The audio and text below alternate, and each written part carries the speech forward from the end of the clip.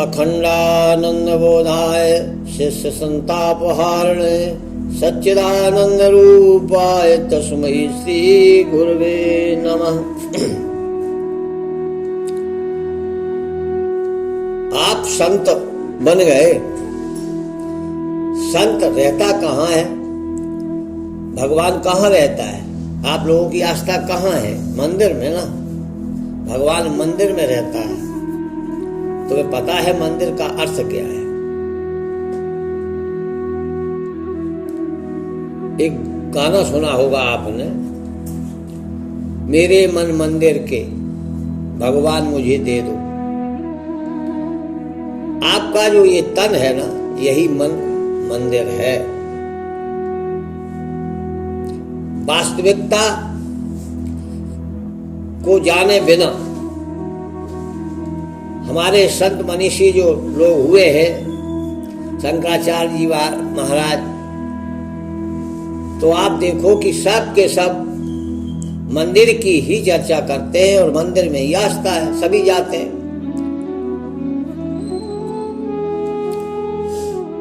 तो आपके शरीर के अंदर पूरा शरीर किस पे डिपेंड है? मन पर।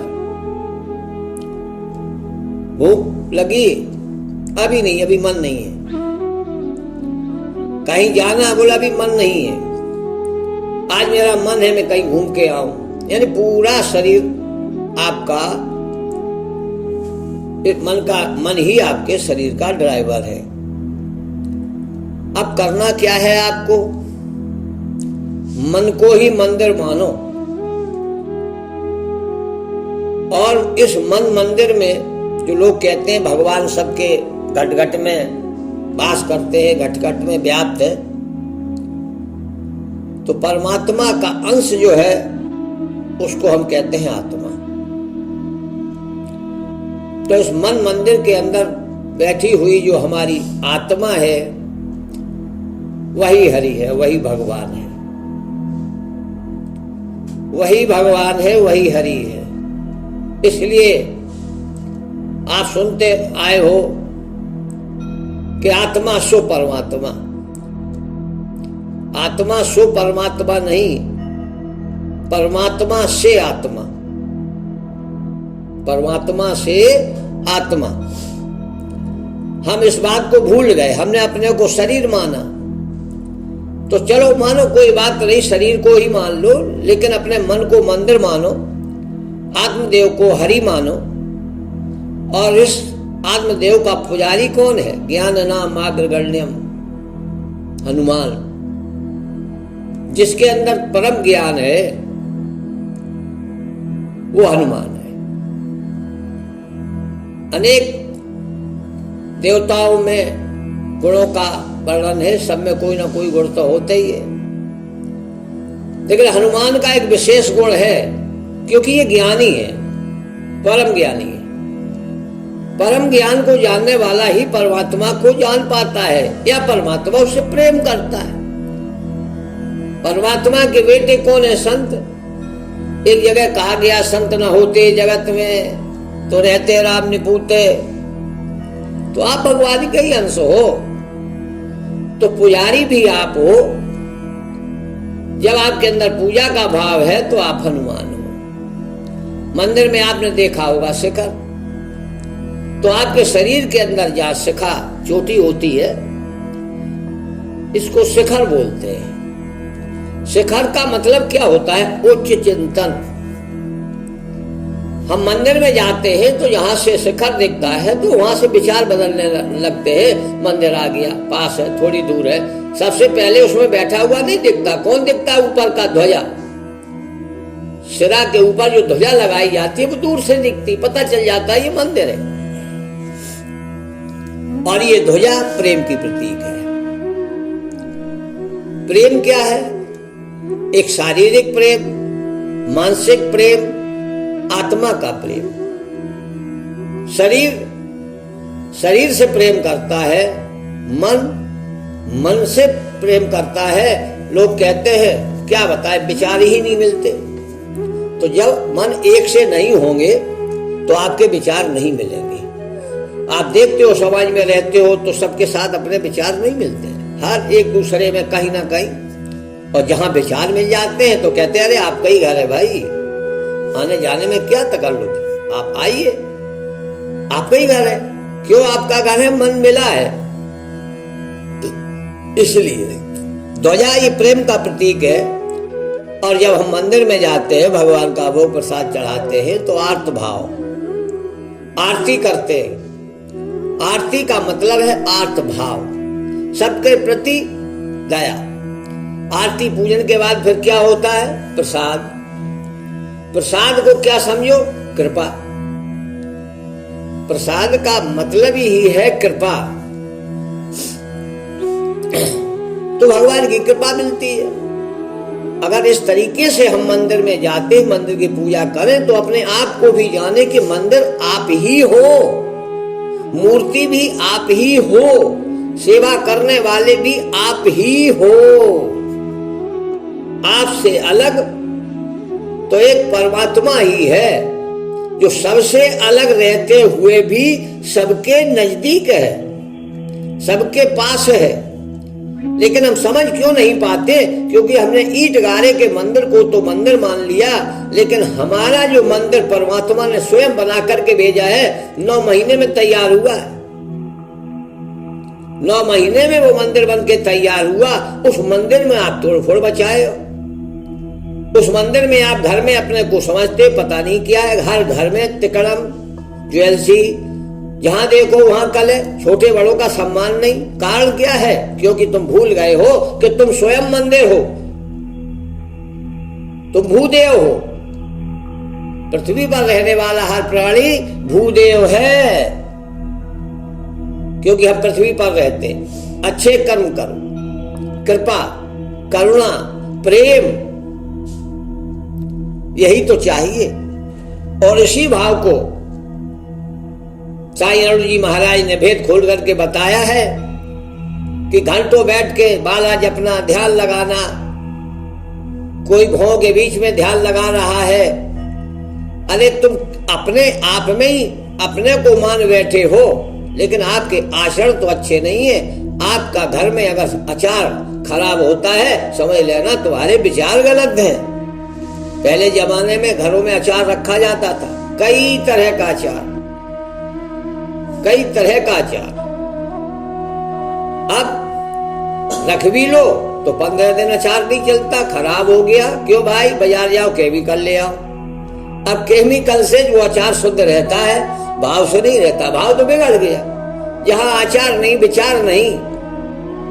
तो ऐसे घरों में पहली पहचान ये दृढ़ता की, यदि आपके घर में अचार डाला हो, अचार खराब हो जाता है, तो जान लो हमारे यहाँ कुछ न कुछ गड़बड़ है।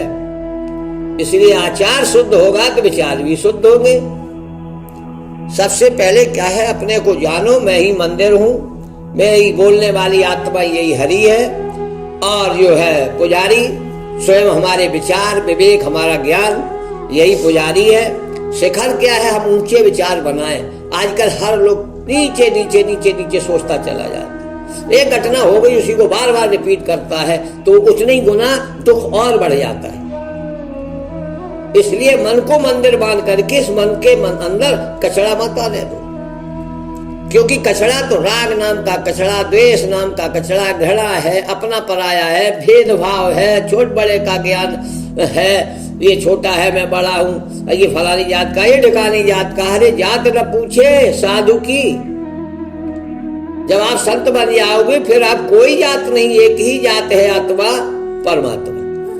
जब इस स्थिति में आ जाओगे तो आत्मदेव ही, क्योंकि वही अपने बाप की आवाज पहचानते, मनीराम नहीं पहचानता। मनीराम प्रकृति का है, प्रकृति की बातों को मनीराम बहुत ध्यान से सुनते।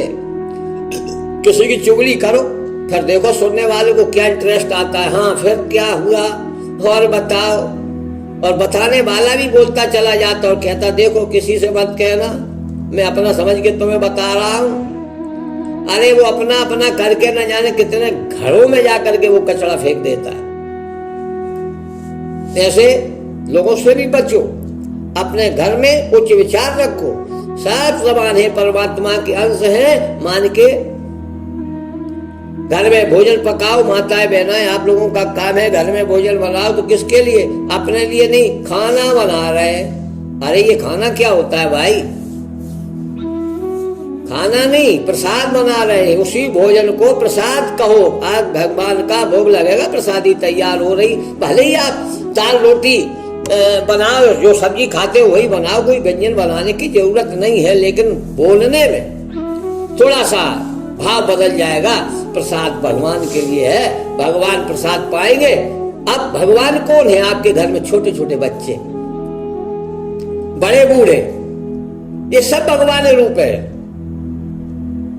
बच्चों को खिलाओ, बच्चों को हंसाओ, तुम्हें कभी रोना नहीं पड़ेगा। आज हम अपना बच्चा है तो ठीक है, पड़ोसी के बच्चे को देखने ही नहीं चाहते। अरे ये कहां से आ गया? लोग कहते हैं बच्चों मत खेलने देना, बिगड़ जाएगा। अब हर इंसान यही कहे कि बच्चों मत खेलने देना, बिगड़ जाएगा, तो उनका जीवन तो बिना ही खेले गुजर जाएगा।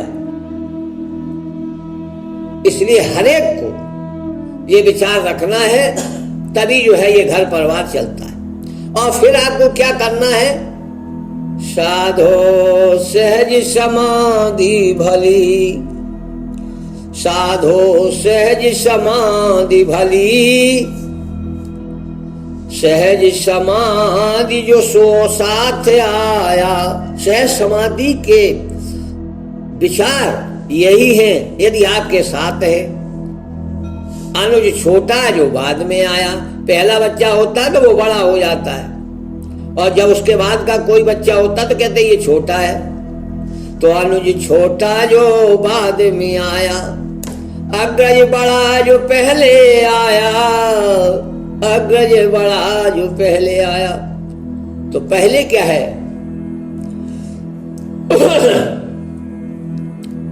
तो ये भाव है। घर में भाई भाई, पति पत्नी, सास ससुर, बाबा चाचा ताऊ, यही सब मंदिर की मूर्तियां हैं। और मूर्ति मान करके इन्हीं को प्रणाम करो, इन्हें प्रसन्न रखो। श्री राम रमैया राम नमो नमः। अब जो है जब मन को मान लिया, अब चाहिए आपको गुरु। अब आपको क्या चाहिए?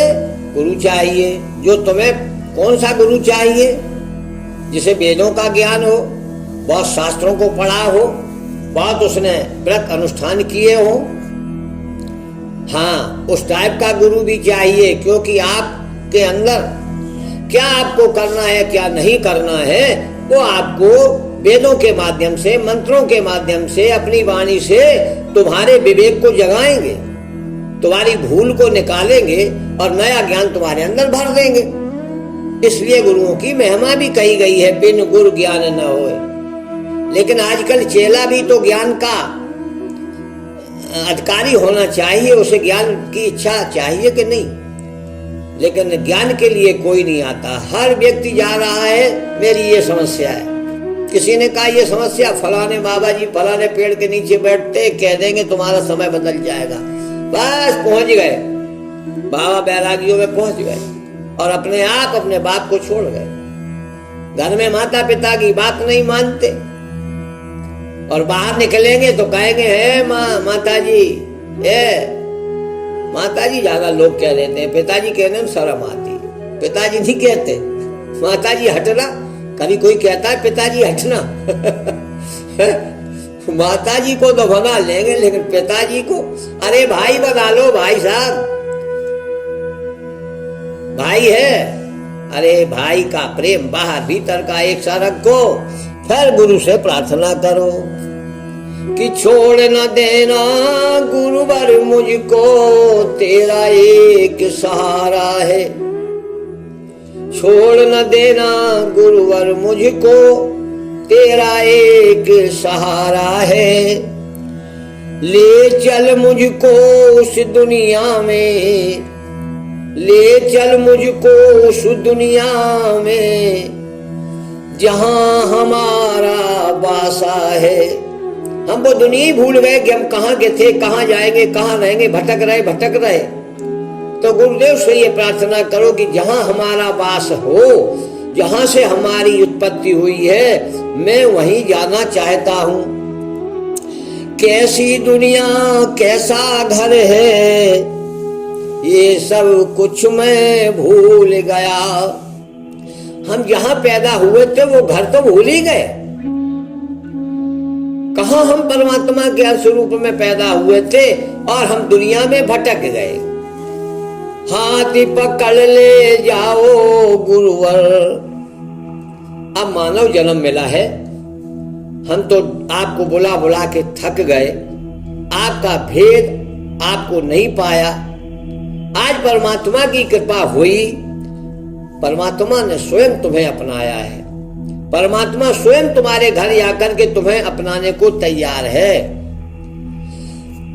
हाथ पकड़ ले जाओ गुरुवर, इस जीवन में दया करो, याद तुम्हारी आती पल पल, याद तुम्हारी आती पल पल, पल पल हम पर कृपा करो। जब भी याद आए तो परमात्मा की याद करो, उसकी याद में मस्त हो जाओ। जब तुम उसकी याद में मस्त होगे तो याद को पलट देगा वो और दया करेगा तुम पर। हमें दया ही तो चाहिए। या देवी सर्वभूतेश दया रूपेण संस्था, नमस्तस्यै नमस्तस्यै नमस्तस्यै नमो नमः। हर व्यक्ति दया के काबिल है, सबको दया चाहिए, सबको कृपा चाहिए। दया और कृपा मिल जाएगी यदि आपके अंदर करुण भाव है। आप हनुमान हैं, आपके अंदर सेवा भाव है। लोग कहते हैं सेवा से मेवा मिलती है, तो सेवा करो, अपने विचारों को समझो, अपने विचारों को सरल सहज बनाओ, बस सहज समाधि लगने में देर नहीं होगी। तेरी कृपा बिन मेरे सतगुरु, सतगुरु तो वो है जो तुम्हें शास्त्रों के वेदों के मंत्रों से समझाने का प्रयास करता है, कथा भागवत सुनाता है, उदाहरण देता है। वो लोग सदगुरु है, तुम्हें सदाचारी बनाते हैं। ऐसे गुरु तुम्हें सदाचारी बनाएंगे, तुम्हें विचारवान बनाएंगे। लेकिन इसके बाद एक डिग्री आती है सतगुरु की। सतगुरु माने सत, सत ही परमात्मा है, वही तुम्हारा गुरु है। तो अर्थात हम सब भाई भाई हुए, चाहे देवता रूप में हो, चाहे इंसान रूप में हो, या अन्य किसी योनि में भी हो, लेकिन भाव क्या है? हम सब भाई भाई है। हनुमान जी हमारे दादा लगते, अब हनुमान जी को दादा ही बोलते हैं, भोले बाबा को बाबा बोलते हैं, क्योंकि जो भोले बाबा की आत्मा है वही हम लोगों की भी आत्मा है। लेकिन वो पूर्ण जागृत है, पूर्ण विवेकी है, पूर्ण जो है पूर्णता को समझते हैं और अपने विचारों को उसी अनुसार चलाते हैं। देवताओं में सेवा भाव होता है, इंसान में भी सेवा भाव हो जाए तो आप ही पृथ्वी के देवता हो। अरे जैसी पढ़ाई वैसी कढ़ाई, सबको पता होता है, इसलिए लिखा गया हित अनहित पशु पक्षी जाना, मतलब हर जीव जानता हमारा हित किसमें है। लेकिन हम स्वार्थ में इतने पगे हुए हैं, किसी की बात मानने को तैयार ही नहीं। तेरी कृपा बिन मेरे सतगुरु और न कोई सहारा है, छोड़ न देना गुरुवर मुझको, तेरा एक सहारा है। जहां है आशा वहां है बासा, क्योंकि ये भी लिखा है अंत समय अंतमति सुगति। आप अंत में मरते वक्त जो आपके अंदर चिप में फीड होगा, जिस चीज को आप याद करोगे, जिस चीज में आप फंस जाओगे, आत्मा वहीं आके जन्म फिर ले लेगी। यही तो बंधन है। अब अंत समय में विचार वही आएंगे जो हमने जीवन भर किया। अच्छा किया है तो अच्छी सोच आएगी, और बुरा कर्म किया वो भी याद आएगा। मैंने उसको मारा था, मैंने उसकी चोरी की थी, ये सब बातें याद आती हैं अंत समय में। बस जैसे ही तुम्हारी गलती की याद आती, वैसे ही यमराज के डंडे पड़ते, मुकद्दर पड़ते, तो आपकी सांस बंद होती है, पेट फूलता है, प्राण निकलने में बड़ी मुश्किल होती है, लेकिन पिटाई बराबर होती है, क्योंकि तुमने अपनी जिंदगी में क्या करने भेजा था और क्या तू कर रहा है, एक एक बात याद आती है। अब बुरे विचारों में फंस के तुम सांस निकल गई तो भैया नरक में तो जाओगी। और तुमने हरि का भजन किया है, दया की है, उपकार किया है, ये बात विचार तुम्हारे अंदर आएंगे तो हो सके तुम्हारी मुक्ति ना हो, लेकिन कम से कम अगला जन्म तो सुधर जाएगा। अधिकारी बन के चौकीदारी की नौकरी ना करना पड़े, बस यही तो खेल है। इसलिए आस लगाओ, 50 के बाद बनना है तुम्हें। वन माने वन में मत चले जाना। वन माने जंगल भी होता है और वन माने बिगाड़। वन माने अपने में बिगड़े हुए स्वभाव को सुधारने का मौका, इसलिए बन जाओ। अब कुछ तो बन जाओ, पढ़े लिखे हो। तो इस तरीके के समाज में कई बातें प्रश्न आती है। जहां है आशा वहां है बासा, वहां चले ना कोई झांसा। आदमी कहते हैं यहाँ तो हम पब्लिक में चूतिया बना देते हैं, लोगों को ठग लाते हैं मीठी बाड़ी बोल के। लेकिन प्यारे, ये चालाकी तुम्हारी वहां नहीं चलेगी। परमात्मा तुम्हारे झांसे में आने वाला नहीं है। तो अपन लोग संत हैं, अपना धाम जानते हैं, हमें कहाँ जाना, हमें सतधाम जाना है। तो हमेशा प्रार्थना करो कि हमें सतधाम जाना है प्रभु, और ऐसे विचार बनाते बनाते सो जाओ। जैसे विचार बनाओगे वैसे ही गुण तुम्हारे अंदर निहित हो जाएंगे। अब वहां पहुंचना है कि नाम बिना कोई पहुंच न पाए, नाम बिना कोई पहुंचे न पाए। साईं अरुण जी ने नाम का दिया सहारा है, नाम बिना कोई पहुंच न पाए। भेदी गुरु ने भेद बताया है, हंसा बन के उड़ जा पंछी। आज का सत्संग यही हमारा है। रमैया राम नमो नमः, रमैया राम नमो नमः।